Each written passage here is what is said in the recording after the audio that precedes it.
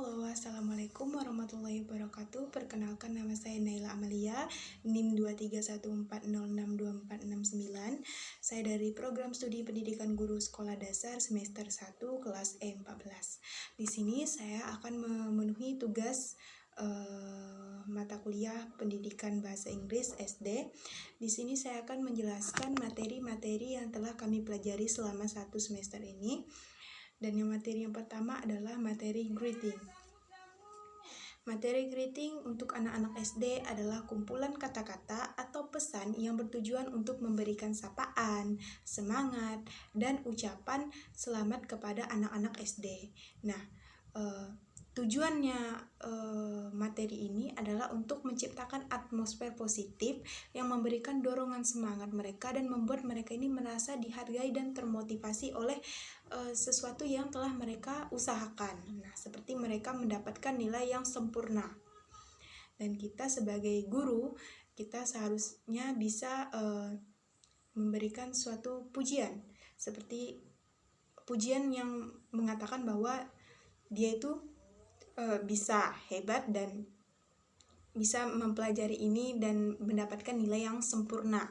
Nah, ketika mereka merasakan ada yang menghargai usaha mereka, ada yang senang dengan usaha mereka, maka mereka ini akan mendapatkan dorongan dan termotivasi oleh kemampuan diri sendiri, dan itu akan menciptakan kebiasaan mereka untuk tahu bahwa mereka ini mempunyai potensi. Nah, materi greeting ini biasanya mencakup kalimat-kalimat atau pesan positif yang dapat meningkatkan itu tadi semangat anak-anak, dan mereka itu dapat termotivasi mau dalam belajar ataupun berinteraksi di sekolah antara guru dan teman. Nah, pesan-pesan tersebut itu dapat mencakup elemen-elemen seperti semangat belajar tadi, ya kan? Itu. Nah, contoh materi greeting ini untuk anak-anak SD bisa berupa ucapan selamat pagi, atau semangat belajar, ataupun pesan-pesan yang ramah yang dapat menciptakan lingkungan belajar yang positif dan menyenangkan. Dan ini suatu hal yang sangat dasar di lingkungan belajar mengajar, ya. Ketika kita di ruangan, maka kita akan sering bertemu. Jadi ketika kita akan memulai pelajaran, kita kita bisa untuk mempermudahkan mereka agar mereka tahu, oh, selamat pagi itu artinya good morning. Good morning itu diucapkan ketika pagi-pagi, sama seperti kata bahasa Indonesianya selamat pagi. Jadi yang mereka tadi nggak tahu, oh itu good morning itu apa, sekarang mereka tahu, dan kapan itu digunakan mereka tahu. Dan itu guru-guru bisa menciptakan hal itu untuk mereka dapat bisa menyesuaikan dengan kemampuan mereka, supaya mereka itu bisa tahu dan bisa mengerti. Itulah tujuan dari materi greeting ini. Yang kedua adalah politeness atau kesopanan. Nah, ketika ada greeting maka ada politeness ini. Ketika menyebut ini, maka politeness ini artinya sikap atau tindakan yang menunjukkan kesopanan atau sopan santun dalam berkomunikasi dalam bahasa Inggris dan berinteraksi dengan orang lain. Jadi ketika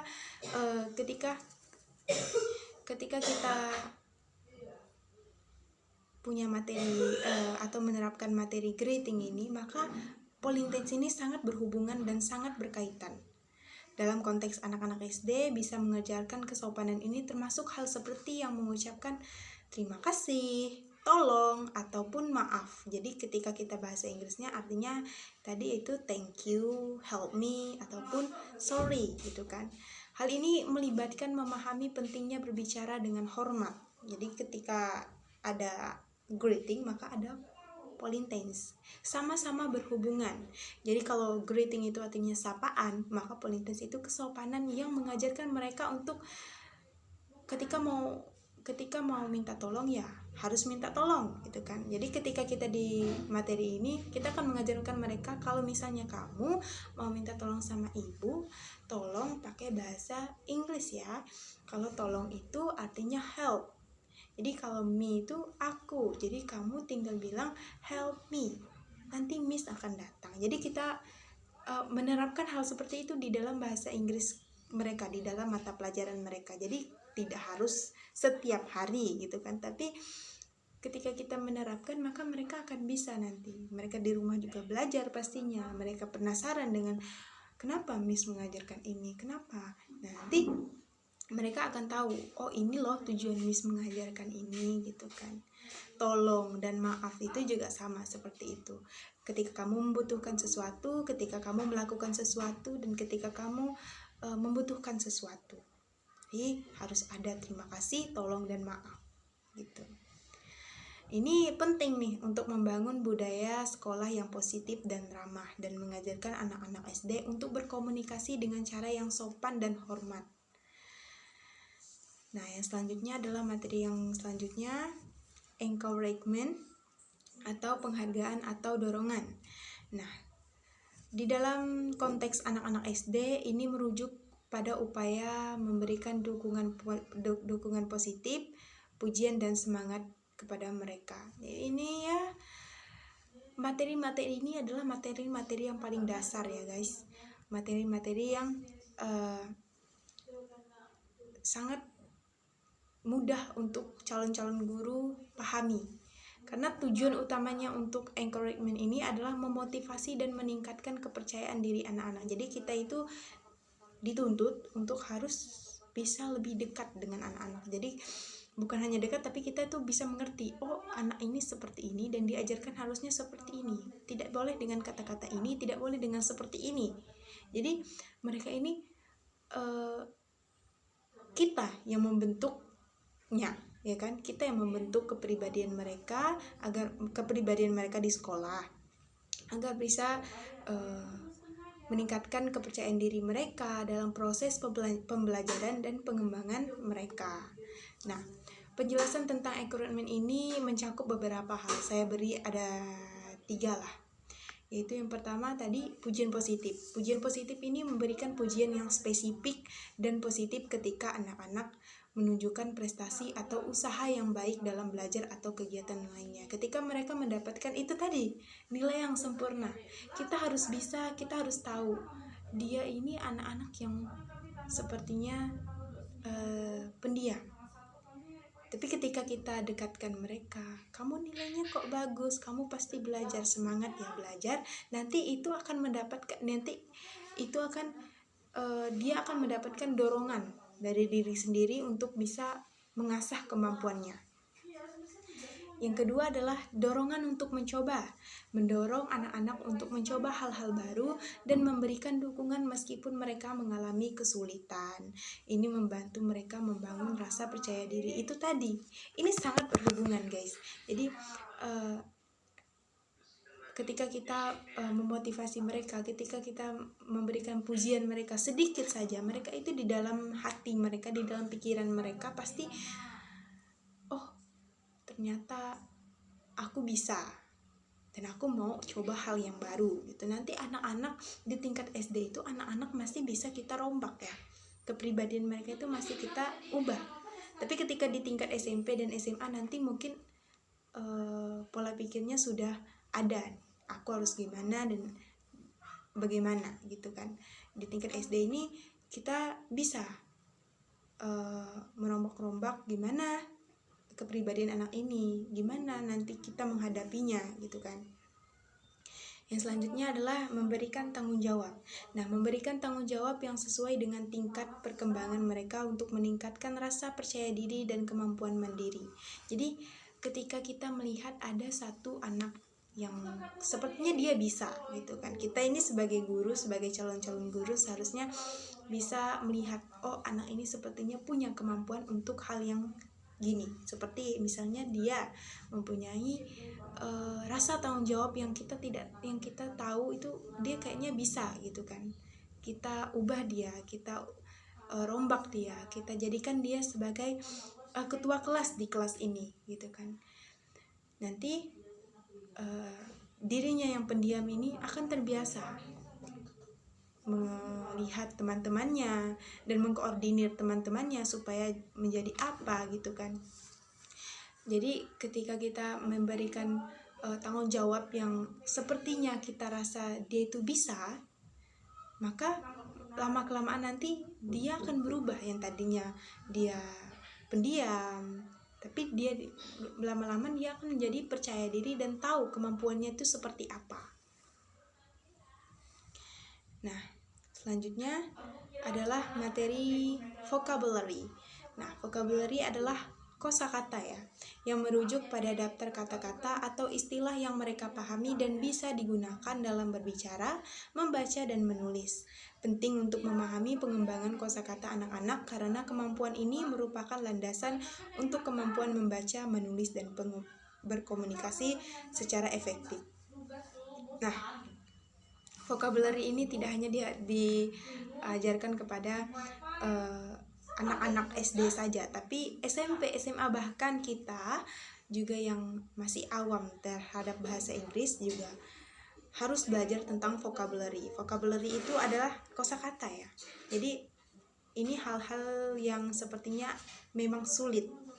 Tapi ketika di SD nanti punya tingkatan yang sepertinya anak-anak SD ini bisa gitu kan. Kita sebagai orang yang menjadi calon-calon guru tentu punya dasar-dasar sedikit tentang vocabulary ini tentang begini dan caranya mereka untuk kita terapkan kepada mereka itu begini. Nanti kita akan bisa menerapkan hal yang seperti kita pelajari. Nah, poin-poin penjelasan tentang vocabulary ini adalah yang pertama, pengembangan awal. Anak-anak SD biasanya mulai membangun kosakata mereka dari lingkungan sekitar. Jadi di sekolah kita, contohnya ya, saya kasih contoh di sekolah, saya akan bertanya kepada anak-anak, di rumah kalian punya kucing nggak? Gitu. Kucing kalian itu namanya siapa? Gitu. Nah, kita pelajari hal-hal yang sepertinya mereka sering lihat. Nanti kita kasih tahu, kucing ini artinya kucing ini dalam bahasa Inggrisnya ini loh, ada anak-anak gitu kan.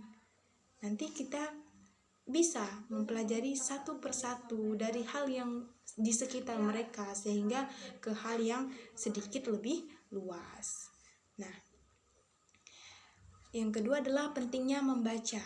Jadi ketika kita membaca buku, kita akan kasih sedikit-sedikit bahasa Inggris yang sekiranya mereka pahami.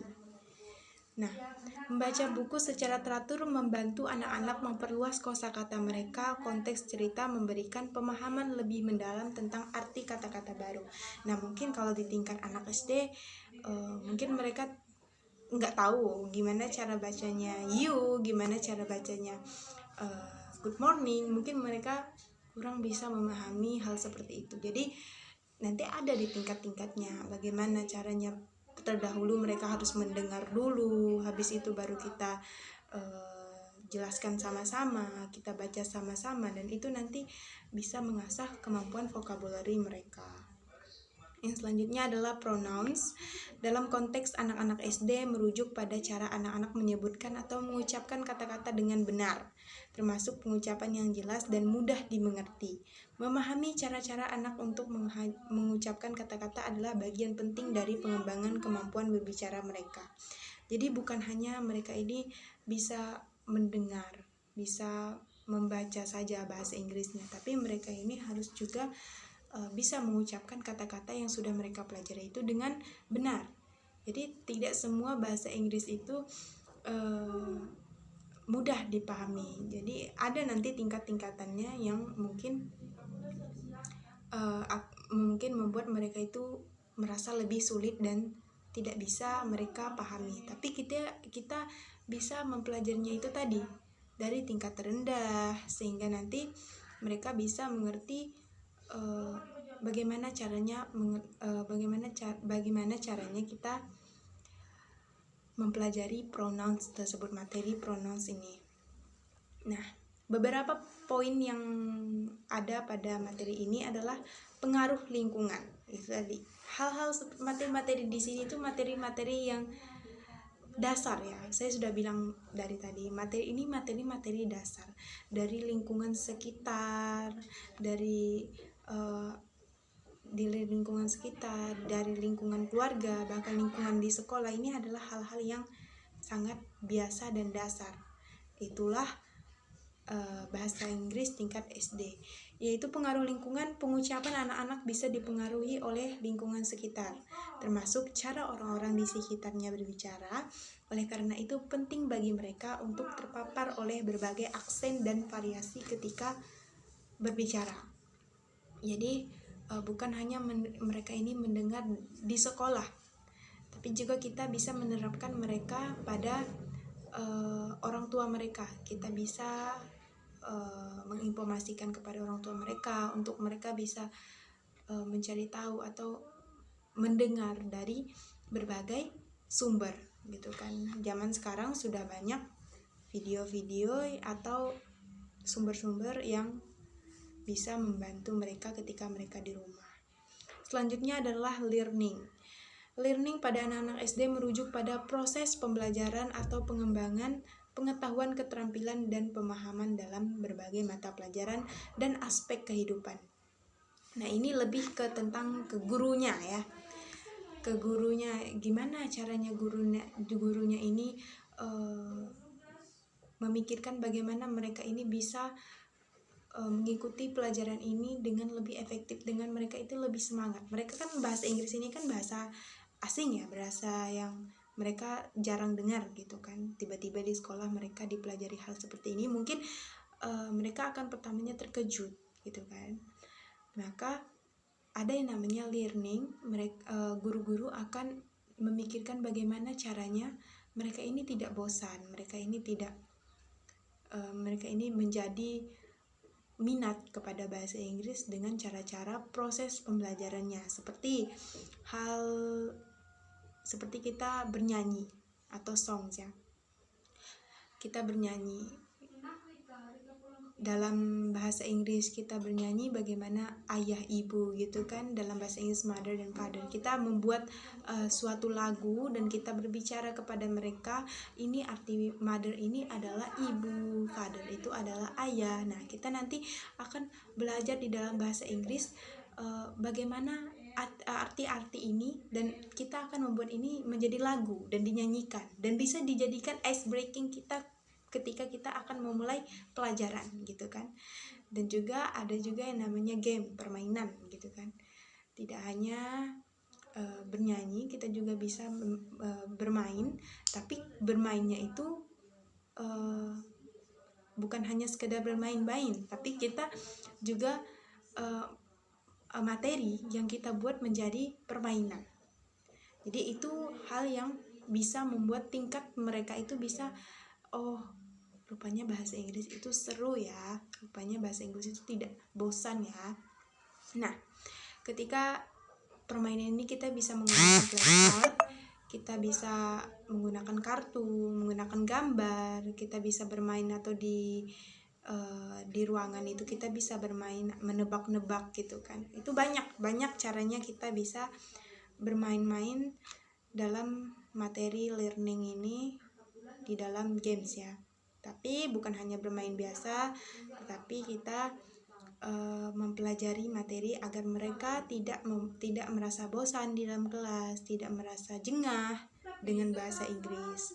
Selanjutnya adalah speaking atau berbicara pada anak-anak SD, melibatkan pengembangan keterampilan mereka berbicara dan mendengarkan. Nah, speaking ini kita bisa di dalam kelas kita bisa membawa speaker ya, ataupun HP ataupun laptop bisa.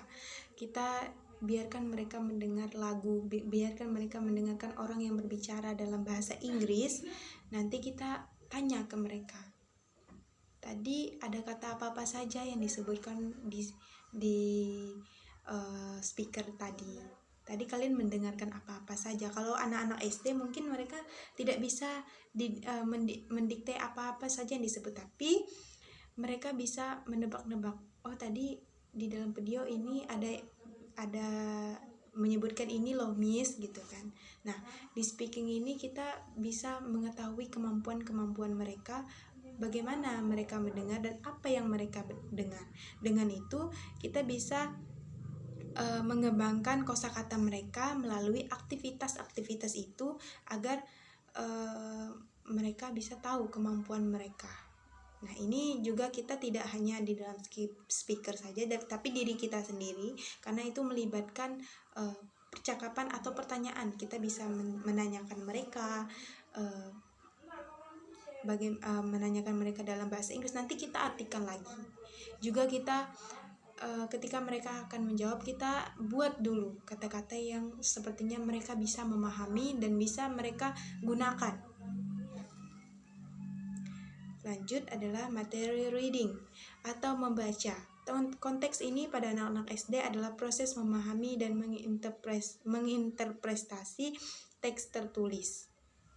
Nah, di sini ada beberapa poin. Yang pertama adalah pengembangan keterampilan pembaca awal.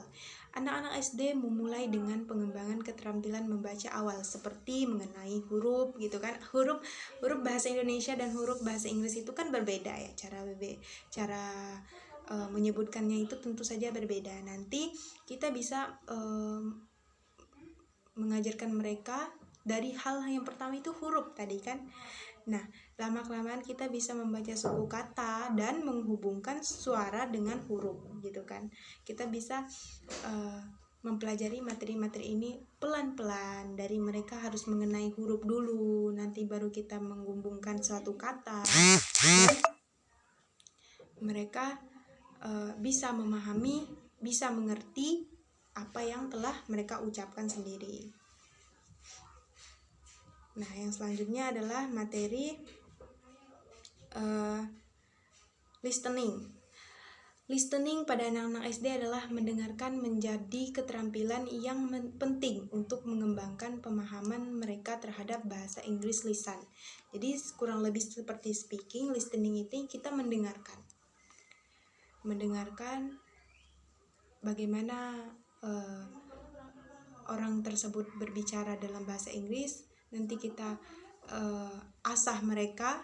Nah, mendengarkan pembicaraan bahasa Inggris, anak-anak SD diperkenalkan dengan pembicaraan dalam bahasa Inggris, yaitu baik itu oleh guru, teman sekelas, atau melalui rekaman audio. Ini membantu mereka mendengarkan berbagai aksen dan gaya berbicara, sehingga mereka dapat meningkatkan kemampuan diri mereka. Nah, yang kedua adalah mendengarkan lagu. Nah, tidak hanya mendengarkan pembicaraan mereka melalui guru ataupun teman, ya kan? Mereka bisa mendengarkan lewat lagu, mau itu di rumah, mau itu di lingkungan mereka, di anak-anak mereka, di lingkungan anak-anak. Mereka akan bisa membantu diri mereka sendiri dalam mengenali intonasi, vokabuler, dan ritme bahasa. Ini juga dapat meningkatkan daya ingat mereka. Ketika bahas lagu itu kita sendiri aja bisa ya ingat, apalagi daya anak-anak itu masih muda, masih bisa mengingat ya. Makin orang muda makin bisa dia, makin tua kan makin tidak bisa makin bisa lupa gitu kan. Kalau anak-anak masih segar, jadi mereka bisa meningkatkan kosakata mereka, meningkatkan daya ingat mereka, gitu kan. Yang selanjutnya adalah mendengarkan instruksi dalam bahasa Inggris. Anak-anak SD belajar mendengarkan instruksi atau petunjuk yang disampaikan dalam bahasa Inggris. Ini melibatkan pengembangan keterampilan mendengarkan aktif untuk memahami tugas atau aktivitas yang diberikan. Yang terakhir adalah pembelajaran writing atau menulis. Dalam mata pelajaran bahasa Inggris pada anak-anak, keterampilan menulis yang meliputi pemahaman struktur kalimat, penggunaan kosakata yang tepat, dan ekspresi ide secara jelas. Pengembangan keterampilan menulis awal, anak-anak SD mulai dengan pengembangan keterampilan menulis awal, termasuk belajar menulis huruf, kata-kata sederhana, dan kalimat pendek. Hal ini membentuk dasar untuk kemampuan mereka menulis lebih kompleks di kemudian hari. Baiklah, sekian tugas UAS saya, materi yang saya bisa sampaikan. Kurang lebihnya saya minta maaf apabila banyak yang kurang. Sekian dari saya. Assalamualaikum warahmatullahi wabarakatuh.